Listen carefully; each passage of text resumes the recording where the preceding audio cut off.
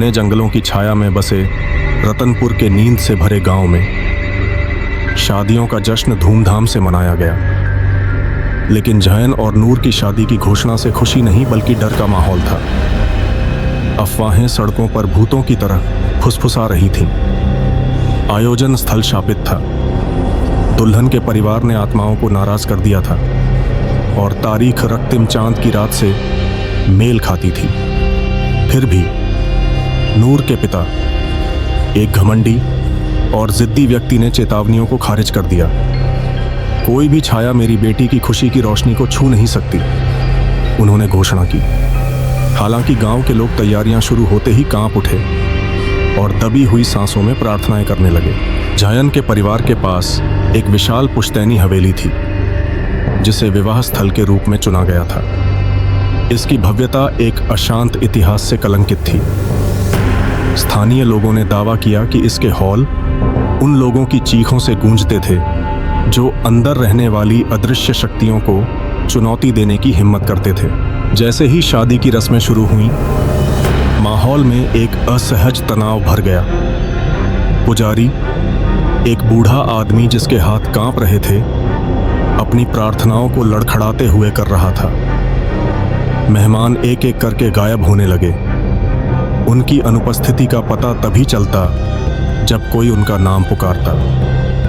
नूर की मां का चेहरा पीला पड़ गया जब उसने देखा कि उसकी बहन गायब है। उसकी शॉल कुर्सी पर पड़ी है। शपथ ग्रहण के दौरान नूर की दृष्टि धुंधली हो गई। उसने मेहमानों के बीच खड़ी एक आकृति देखी, एक पीली महिला जो फटी हुई दुल्हन की पोशाक में थी। उसकी आंखें खोखली थीं, उसके होंठ मौन शब्द बोल रहे थे।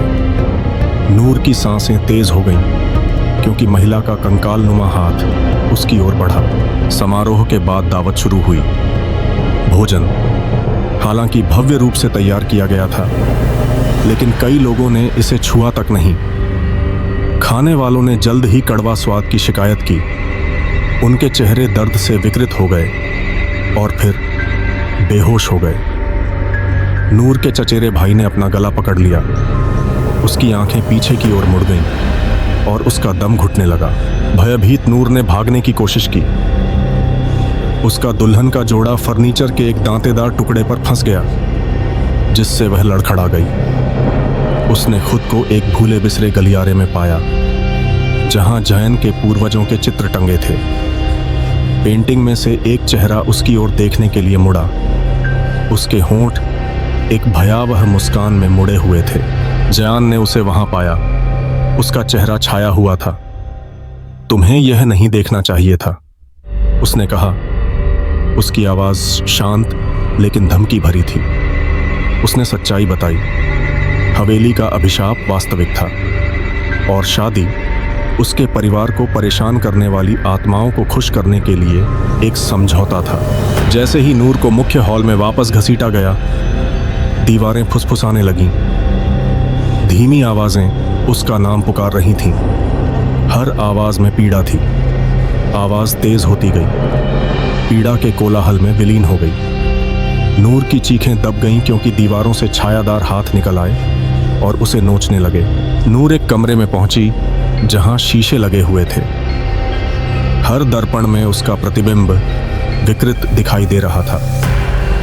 कुछ वृद्ध, कुछ क्षत विक्षत और एक खून से लथपथ। सबसे बड़े दर्पण में उसका प्रतिबिंब बाहर निकल आया। उसकी आंखें द्वेष से जल रही थीं। आत्माओं ने नूर को एक भयावह नृत्य करने के लिए मजबूर किया। कहीं से भी संगीत बजने लगा और भूतिया आकृतियां उसके साथ जुड़ गईं। उनके ठंडे हाथ उसके हाथों को जकड़ रहे थे। उसके पैर उसकी इच्छा के विरुद्ध हिल रहे थे। नृत्य उन्मादी हो गया और हंसी और चीखें गूंजने लगीं। पादरी अब भूत प्रेत से ग्रसित होकर हॉल के बीच में प्रकट हुआ। उसकी आंखें सफेद चमक रही थीं और उसकी आवाज आत्माओं के अधिकार से भरी हुई थी। उसने मंत्र पढ़े जिससे हवा में ऊर्जा की चिंगारी सी गूंज उठी और नूर को आत्मसमर्पण करने का आदेश दिया। नूर को खून से सनी वेदी पर जबरन ले जाया गया। जयन उसके बगल में खड़ा था, प्यार और कर्तव्य के बीच उलझा हुआ। आत्माओं ने बलिदान की मांग की और चाकू उसकी छाती के ऊपर मंडरा रहा था। जयन की झिझक खत्म हो गई जब उसने खंजर को आत्माओं पर घुमाया।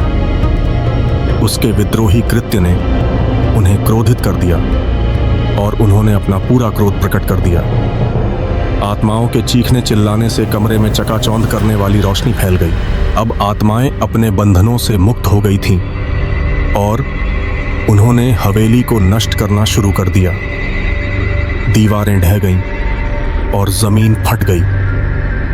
नूर और जयन अराजकता के बीच भागे, लेकिन आत्माएं लगातार उनका पीछा करती रहीं।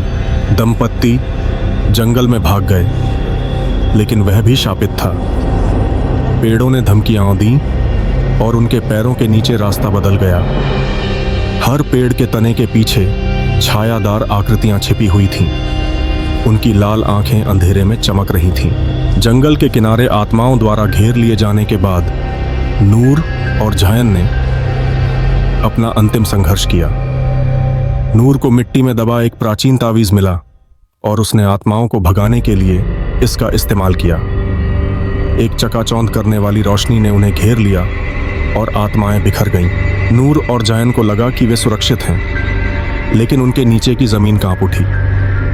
आत्माएं गायब नहीं हुई थीं, बल्कि एक राक्षसी इकाई में विलीन हो गई थीं।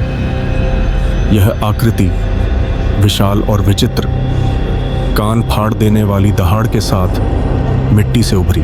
घने जंगलों की छाया में बसे रतनपुर के नींद से भरे गांव में शादियों का जश्न धूमधाम से मनाया गया। लेकिन जयन और नूर की शादी की घोषणा से खुशी नहीं, बल्कि डर का माहौल था। अफवाहें सड़कों पर भूतों की तरह फुसफुसा रही थीं।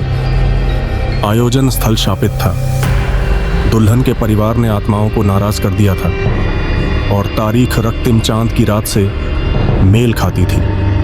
फिर भी नूर के पिता, एक घमंडी और जिद्दी व्यक्ति, ने चेतावनियों को खारिज कर दिया। कोई भी छाया मेरी बेटी की खुशी की रोशनी को छू नहीं सकती, उन्होंने घोषणा की। हालांकि गांव के लोग तैयारियां शुरू होते ही कांप उठे और दबी हुई सांसों में प्रार्थनाएं करने लगे। जयन के परिवार के पास एक विशाल पुश्तैनी हवेली थी, जिसे विवाह स्थल के रूप में चुना गया था। इसकी भव्यता एक अशांत इतिहास से कलंकित थी। स्थानीय लोगों ने दावा किया कि इसके हॉल उन लोगों की चीखों से गूंजते थे जो अंदर रहने वाली अदृश्य शक्तियों को चुनौती देने की हिम्मत करते थे। जैसे ही शादी की रस्में शुरू हुईं, माहौल में एक असहज तनाव भर गया। पुजारी, एक बूढ़ा आदमी जिसके हाथ कांप रहे थे, अपनी प्रार्थनाओं को लड़खड़ाते हुए कर रहा था। मेहमान एक एक करके गायब होने लगे। उनकी अनुपस्थिति का पता तभी चलता जब कोई उनका नाम पुकारता। नूर की मां का चेहरा पीला पड़ गया जब उसने देखा कि उसकी बहन गायब है। उसकी शॉल कुर्सी पर पड़ी है